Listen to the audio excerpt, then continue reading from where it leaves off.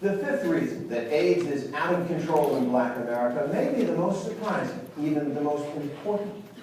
2 weeks ago, at the International AIDS Conference in Toronto, NAACP leader Julian Vaughn declared that there has been a failure to lead in the Black community.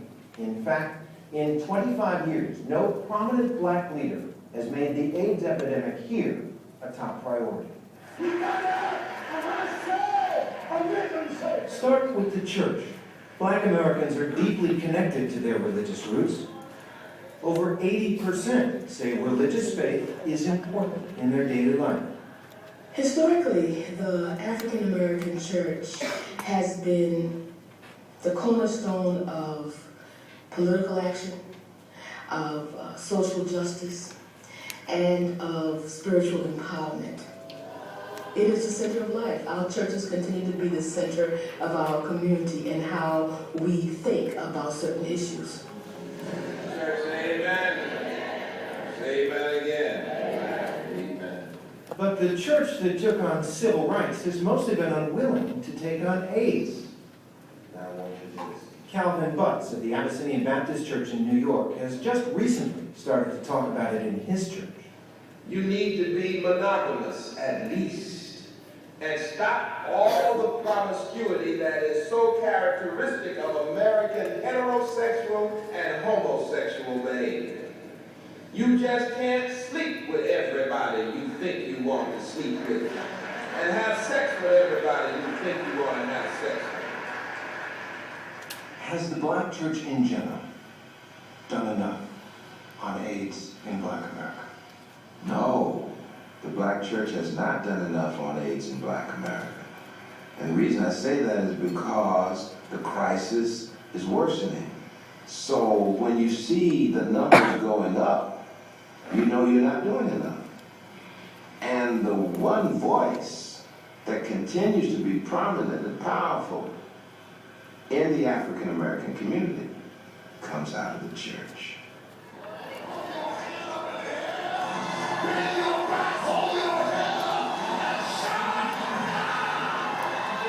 T.D. Jakes is a well-known and respected televangelist and preacher. He has an AIDS ministry at his home church in Texas. But last summer in Atlanta, in front of 10 people, he chose not to preach about AIDS. Originally, there were no scriptures about AIDS in the Bible. The Apostle Paul didn't leave us any scriptures how he dealt with those issues. And so we don't see answers in the Bible. We're not getting that kind of training in universities, and the pastors are kind of feeling their way. Jakes is not alone in keeping AIDS out of the spotlight. Nearly every Black leader we spoke to told us the Black community must confront a whole constellation of challenges, and AIDS is just one of them. I don't think that they're afraid to touch the subject. It's just that it is one of the many crises that we face. We don't have the luxury of honing in on one issue consistently.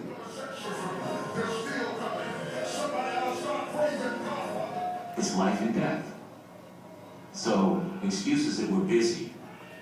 We would have dealt with this life and death crisis, but we were busy. Doesn't cut it. I see the Black church being challenged as never before to have some tough conversations, and they're going to happen. Those Black tough conversations are going to happen because the Black church doesn't have an option, because the Black church is the only thing Black people have left. Eugene Rivers is also a pastor at a tiny church in one of Boston's poorest neighborhoods. The politics of holiness. Righteousness exalts a nation. He's already taken on social issues like gangs and drugs, and now he's turning his attention to AIDS. In terms of how we live our lives. You said silence is now suicide. Silence is suicide. The conspiracy of silence on this sexual, moral, and cultural crisis is suicidal. Because Black young people are dying unnecessarily. Rivers sees a fatal intersection between the silence of Black leaders on AIDS and a popular culture supported by Blacks and whites that's full of images of risky behavior. We've got a culture that celebrates ignorance, and promiscuity, and consumerism, and the bling-bling. we've got a cultural crisis. We have turned the celebration of misogyny, middle-range pornography, masquerading as hip-hop, into a mainstream industry. And this is something the black community did. And black men and women passing around multiple partners, creating new sexually transmitted diseases and multiple sexually transmitted diseases is got to be talked about. And so I think that within the black community, we have met the problem, and the problem is us. And a black political leadership class bereft of vision, intellectual direction, and a clear moral compass now have failed their children.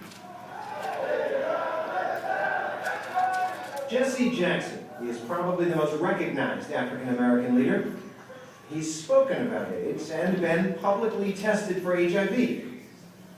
But he's better known for his focus on other issues. You, in the eyes of many Americans, assumed a mantle of leadership in Black America. And this happened on your watch. You know, when this epidemic first broke, I think most Americans misread it. At first it was thought to be white male gay disease. And that community with its resources and resourcefulness addressed it big time. Those with least resources were least effective.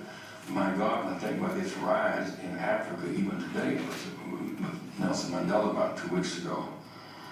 And in South Africa, 5.2 million people have HIV, AIDS. I'm asking about America, though, and I'm asking about leadership. And there are now hundreds of thousands of Black Americans with this disease, and there are activists who say, where were you? Why hasn't there been a mass mobilization of Push Rainbow, of NAACP, Urban League, the Congressional Black Caucus around this crisis? Well, the U.S. president, the U.S. Congress, not blaming anybody, my point is, those have the most access to media and resources must address any American crisis. There are many people speaking against AIDS all the time, but have no platform. But you do have that platform. And the extent to which we do have it, we use it. I wonder, though, you had a very public revelation about your own private life. Do you ever think that a kid in the audience, a teenager, might look up to you and hear you talk about behavior and think, well, yeah, Jesse fooled around. Why is he telling me I can't? He's a hypocrite. I would suggest to them that we use our experiences to teach. Every football coach has fumbled the ball. Does not make him less of a coach. Sometimes it's your own experience that gives you the power to speak and to speak truth to crisis, the truth to power in ways that it matters. And when you do that, you become believable.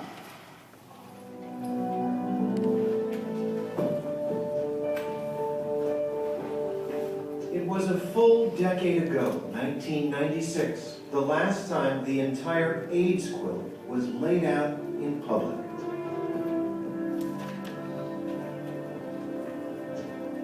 Remember the quilt? It covered the Washington Mall, each panel memorializing someone who died of AIDS.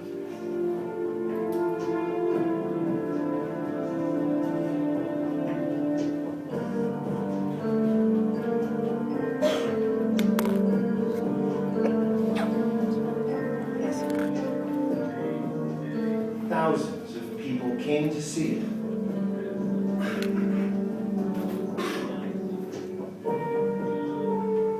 But even then, the faces on the quilt represented only a fraction of the actual number of Americans who had died of AIDS. And most of the faces were white. Today, the quilt is tucked away in a nondescript warehouse in Atlanta. It's a reflection of the attitudes of most Americans toward AIDS. The epidemic is no longer an issue in this country, not something we have to worry about. But this year, almost 20,000 Americans will die of AIDS, and most of them